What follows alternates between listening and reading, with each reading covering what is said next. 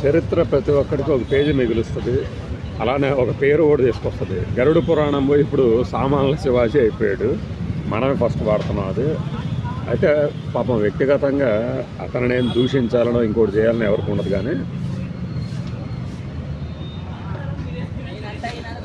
Moral policing చేసే ముందు మనం వాడే పదాలని సందర్భాన్ని బట్టి మాట్లాడాలి తప్పితే పైగా అంటే మనం చాలా ఎక్కువగా ఊహించేసుకుని శివాజీకి ఒక స్థాయి ఉంటుందా అని కొంతమంది అడుగుతున్నారు. ప్రతి వ్యక్తికి ఒక స్థాయి ఉంటుంది. అతనికి ఆ స్థాయి ఉంది కాబట్టి మనం మాట్లాడుతున్నాం, చాలామంది మాట్లాడతారు కూడా.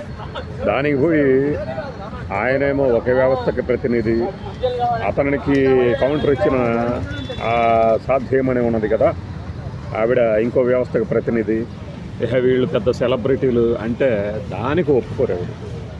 ఇప్పుడు మోరల్ పోలీసింగ్ గురించి చెప్పినటువంటి నాగేంద్రబాబు గారు కొన్ని రోజుల తర్వాత హైందవ ధర్మం గురించి మాట్లాడతారు. ఎవరైనా మాట్లాడతారు. అంటే సమయం సందర్భం ముఖ్యం. మనిషికి స్థాయి ఉన్నా లేకపోయినా ఒక మంచి మాట చెప్పడానికి స్థాయి అవసరంలా. శివాజీ చెప్పిన దాంట్లోని అర్థం పరమార్థం గ్రహించాలని ఒక మేధావి మాట చెప్పారు. సరే, అర్థం పరమార్థం గ్రహిస్తారు, కానీ ఇక్కడ విషయం చెడిపోయింది అంటే అబ్బాయి వ్యవహారం కూడా చెడిపోలేదంటే చెడిపోయిందో లేదో వాళ్ళకి తెలుసు. లేకపోతే ఏది పడితే అది మాట్లాడేస్తానంటే అట్లా మనం ఇళ్లలో పచ్చిపూతులు మాట్లాడతాము అని చెప్పేసి రోడ్డు మీదకి వచ్చి మాట్లాడుతూ ఊరుకుంటారా? అలా ఊరుకునే ప్రభుత్వాలు ఉన్నాయి అని చెప్పేసే కదా ప్రచారం చేసింది అప్పట్లో. అలా కాదు, సమయం సందర్భం. ఇప్పుడు బిక్ని వేసుకొని గుళ్ళకి వెళ్ళరు కదా, అలానే పబ్బులకి మనం ప్యాంట్ షర్ట్తోనే వెళ్తాం.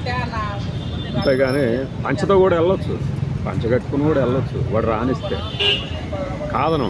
కానీ ఆ పంచతో నువ్వు డ్యాన్సులు చేయగలవు. అక్కడ డ్యాన్సులు చేయడానికి వెళ్తున్నావాడా? లేదు, నువ్వు ఒక వ్రతం చేస్తుంటావు, ఆ వ్రతానికి అండర్ పెట్టేవని వెళ్తావు, వెళ్ళవు కదా. అలా సమయం సందర్భాన్ని బట్టి మన మగాళ్ళు బట్టలు వేసుకోవాలి. సరే, ఇంకొకళ్ళు ఎవరో చెప్తారు నువ్వు అలా బయటికి వెళ్ళేటప్పుడు ఆ డ్రెస్ బాగాలేదు అని. బాగాలేదు అంటే వాడి అభిప్రాయం అది. దానికి పోయి మొత్తం జాతికి, అంటే పురుష జాతి స్త్రీ జాతికి మొత్తానికి ఆపాదించేసేసి బాధపడాల్సిన అవసరం లేదు. ఇంకొక మేధావి వచ్చేసేసి ఎవరు వాళ్ళకి ఇష్టం వచ్చిన బట్టలు వాళ్ళు వేసుకోండి అంటే నీ పర్మిషన్ కోసం వాళ్ళు ఏమో ఆగట్లా. అదొక ఇష్యూ అయింది. దాన్ని ఫ్లేరప్ చేయడానికి, దాని నుంచి లాభం పొందడానికి వీలైనంత మంది ట్రై చేస్తున్నారు, మనతో సహా. అంతేగాని దానికి పోయి ఒక జీలకర్ర ఆవాలు మనోభావాన్ని దెబ్బతీసేయం లేదు. ఎవరి అభిప్రాయాలు వాళ్ళు చెప్పుకోవడంలో తప్పు లేదు. అయితే అవతల వాడి స్వేచ్ఛని మనం ఎప్పుడూ డిసైడ్ చేయలేం కదా. అయితే ఒకటి, వాడు నీ పక్కకే వచ్చేసేసి సిగరెట్ తాగితే నీ మొహం మీద వదులుతున్నాడు అనుకో, సిగరెట్ తాగటం వాడి హక్కేమో, వాడి ప్రభుత్వం కల్పించిందేమో, కానీ నీ మొహం మీద వదలమని మాత్రం చెప్పలేదుగా. ఇలాంటి పరిమితులు ఉంటాయి సొసైటీలో. శుద్ధులు చెప్పేవాడు అందుకే కదా నీతులు మాట్లాడేవాడు నీతులు చెప్పేవాడు బూతులు మాట్లాడకూడదని ఎప్పటి నుంచో ఉంది. అదొక్కటి పాపం ఈ శివాజీకి అర్థమయ్యేటట్టు చాలు. ఈ సామాన్లు ముతక డైలాగులు ఇవన్నీ ఎందుకు? ఎందుకంటే అతనేమనుకున్నాడంటే నేను చాలా పెద్ద పొజిషన్లో ఉన్నాను, వీళ్ళందరూ ఈ మధ్యనే వస్తున్నారు, నాకు వయస్సు పెరిగింది కాబట్టి ఇక నేను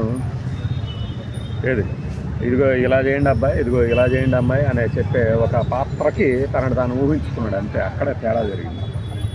అదే ఏ 25 హీరోను లేకపోతే దర్శకుడు అయితే అంతవరకు వదిలేసేసి ఊరుకునేవాడు. దీనికి పోయి ప్రకాష్ రాజ్ వచ్చి ఒక మాట అన్నా, అంత సీన్ లేదు, అయిపోయింది అది.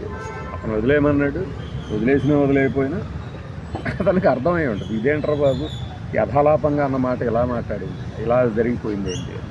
జరుగుతాయి, అలానే జరుగుతాయి. అసలు తప్పులు చేయకుండా బతకడం అనేది కుదిరే పని కాదు. ఎక్కడో చోట చిన్న తప్పు అందరూ చేస్తారు, కానీ అక్కడితో వదిలేయాలి. కానీ గీచి ప్రతివాడు దాంట్లోకి ఎంటర్ అయిపోయి నేను నా సపోర్ట్ నీకు అని వాడనక వీళ్ళనక చేరి ఏం చేస్తారు, 2 రోజుల తర్వాత మామూలే ఇంకోటి పట్టుకుంటారు. సోషల్ మీడియాలో బతికే వాళ్ళకి, బయట బతికే వాళ్ళకి ఎందుకు అసలు శివాజీ ఎవరు, ఆయనేం మాట్లాడాడు, దానికి వీళ్ళేం మాట్లాడారు, ఇవన్నీ ఎవరు పట్టించుకోరు.